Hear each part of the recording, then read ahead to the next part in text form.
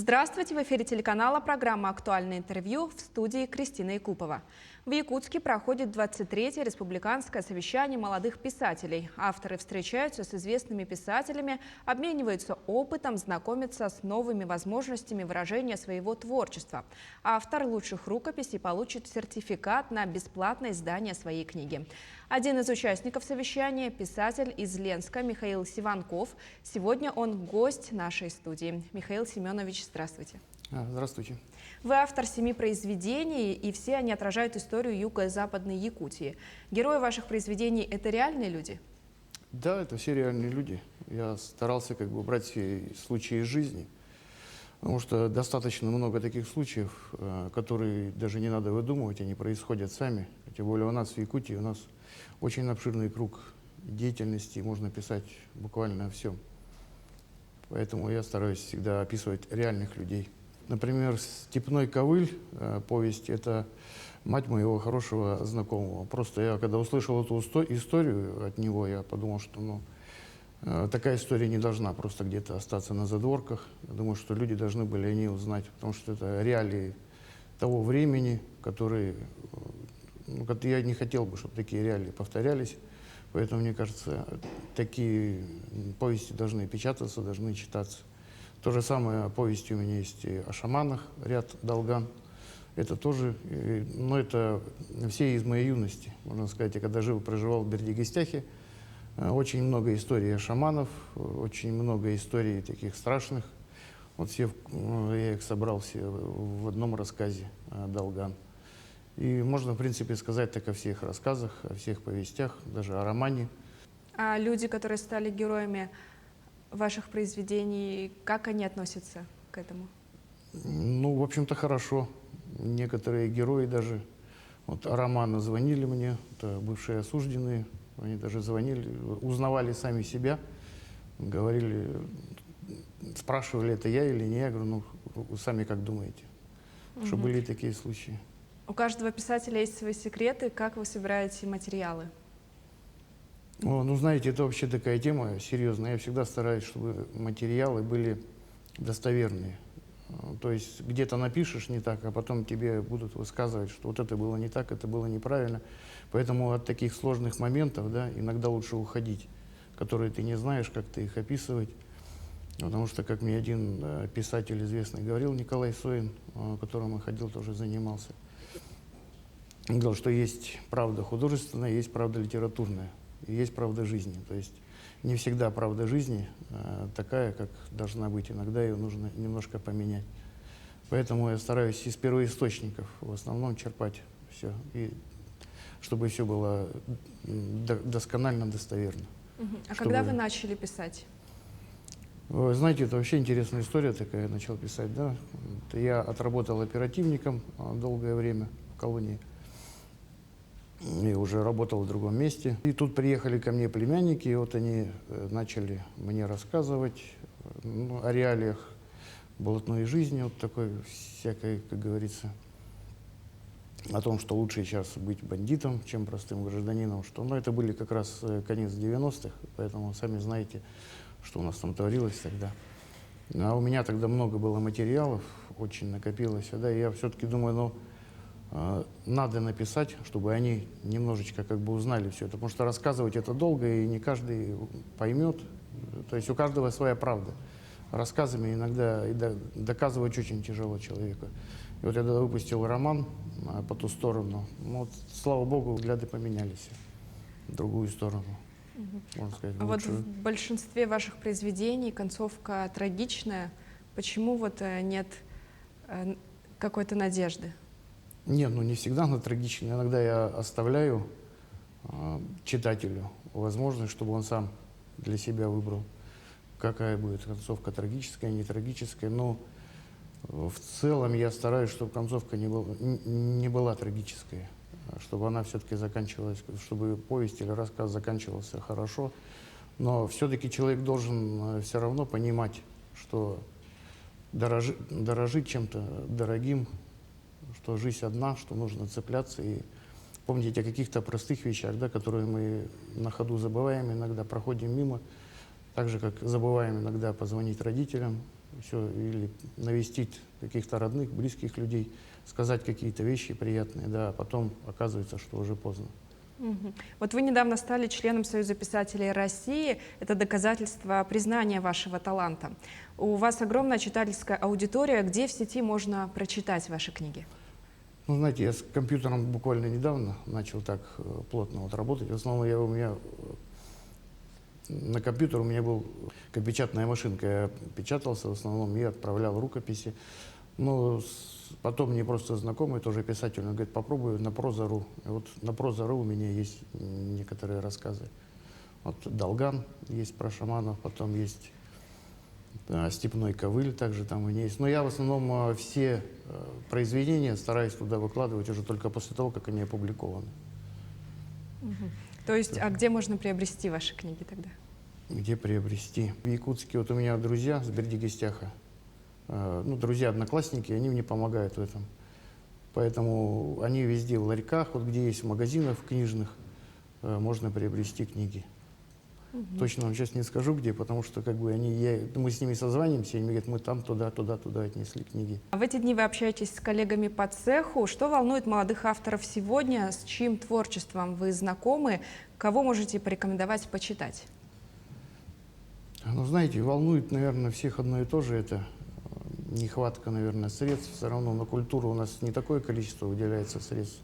Хотя, я думаю, молодые авторы, они очень грамотные, очень серьезные и старательные. Но видите, как в 1994 году, когда у нас сделали, что писатель у нас уже не является профессией, то как бы все это стало трудно. Даже сегодня на совещании Харлампиева Наталья Ивановна озвучила, что сейчас писатели практически все работают на энтузиазме. То есть гонораров таких нету, как были раньше. И я думаю, волнует в основном вопросы такие всегда встают, что где опубликоваться. Сейчас очень сложно молодым авторам куда-то выбиться, пробиться, выпустить какую-то свою книгу, произведение. Поэтому вот это, думаю, самая такая основная трудность. Мгм. А организаторы совещания пригласили специалистов по сценарному искусству. Вам интересно это направление работы? Вы знаете, да, это очень интересно. Я в свое время даже пытался написать сценарий и куда-то, или даже звонил в Москву, был в Москве на киностудии. Ну, там мне сказали, что там работают только всего несколько у них сценаристов, которые пишут сценарии, что они другие со стороны не принимают. А хотя я считаю, что наоборот, надо было бы, наверное, смотреть, принимать сценарии, потому что есть довольно-таки интересные у нас писатели, которые могут хорошие сценарии написать. Поэтому как бы я считаю, что это очень хорошая тема. Если бы напрямую у нас киноработники общались, значит, и работали с авторами, с писателями. Я думаю, это хороший такой получился бы дуэт.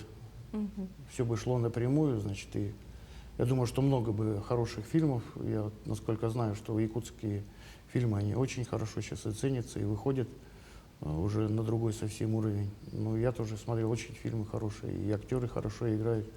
Поэтому я считаю, что какая-то такая связь должна все равно получиться. Но я думаю, все равно скоро она, наверное, получится. Все равно мы к этому придем со временем. Но между тем сегодня и на российском, и даже мировом уровне говорят о дефиците хороших историй для кино или театра. У нас это также актуально.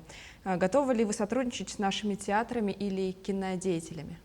Не, ну, конечно, я бы с удовольствием сотрудничал. Но и то, что дефицит, я бы не сказал. У нас есть очень, тем более для Якутии такие темы. Вот, например, я прочитал, когда книгу Ивана Строда «В якутской тайге». Вот если бы поставили фильм такой художественный, я думаю, что он просто был бы такой идеальный. Но это и для молодежи интересно. Это история наша, гражданская война. Сейчас у нас в школах очень мало уделяется времени. Вот именно воспитание в идеологическом плане. У нас многие не знают, вот просто знаю. Я вел проект «Вечный огонь». Значит, ну, когда мы детей возили с Якутии в другой город, показывали места сражений. И в школах, ну, дети практически очень мало знают о войне. В основном даты, где что. А вот так вот тщательно, чтобы знать, где что происходило, и какие участники были, какие боедействия, очень тяжело. Поэтому думаю, что нехватки нету. Скорее всего, наверное, просто нужно как-то поглубже окунуться, почитать. У нас очень много авторов, много. Вот «Черный стерх» у нас такая хорошая, значит, хорошая книга. Немногие ее читают, но она такая довольно-таки захватывающая. Я помню, читал еще в школе, ее перечитывал потом несколько раз. Поэтому я не считаю, что у нас дефицит. Просто, наверное, как вы мне задавали вопрос, надо, наверное, общаться просто. Вы почаще. участвуете впервые в таком совещании. А вот в чем польза проведения таких совещаний? Ну нет, я не впервые. В 2018 году первый раз я участвовал. Ну, польза, конечно, есть. И я просто знаю, что многие стремятся попасть. Просто вот нехватка иногда денег, многие не могут приехать. Ну, иногда помогает администрация, выручает. Ну, я думаю, что вообще, конечно, это большая польза. Во-первых, сама просто польза увидеть своими глазами писателей наших якутских, пообщаться напрямую, получить мастер-классы. Потому что мастер-классы где-то там не прочитаешь ты. Твои произведения, которые привозишь, их обсудят, тебе подскажут. Ну, то есть это в копилочку для молодого начинающего писателя очень большой доход. Я считаю, что это очень нужно. А какова роль писателя на сегодня? Прислушивается ли общество к слову писателя? Ну, знаете, да, скажу, что прислушивается. Потому что вот знаю, какие книги читают тоже. Вот у себя на работе с молодыми общаюсь. Читают книги, и у каждого какое-то свое восприятие. Вот, например, Анатолий Кузнецов, когда начались у нас спецоперация началась, много ходило всяких толков, я просто им говорю, вы ничего не придумайте, почитайте хотя бы историю. Ну, вот Украины, Анатолий Кузнецов, Бабий Яр. И вот сейчас, можно сказать, ребята у меня просто на расхват перечитывают.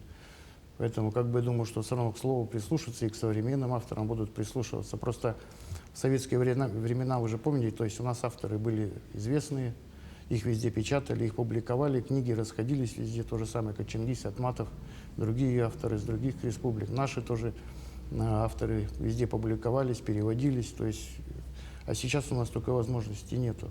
Поэтому я думаю, только в этом у нас какая-то загвоздка. Скорее всего, если бы печатали, знали, то отношение было бы другое, больше бы.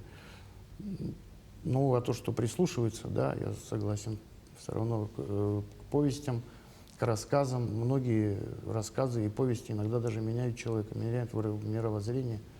Поэтому одно дело какая-то электронная книга, а другое дело это бумажный вариант, когда ты открываешь, читаешь, вникаешь и начинаешь погружаться в сам процесс этой книги. Становишься участником, тогда у тебя другое мировоззрение. Михаил Семенович, спасибо за беседу.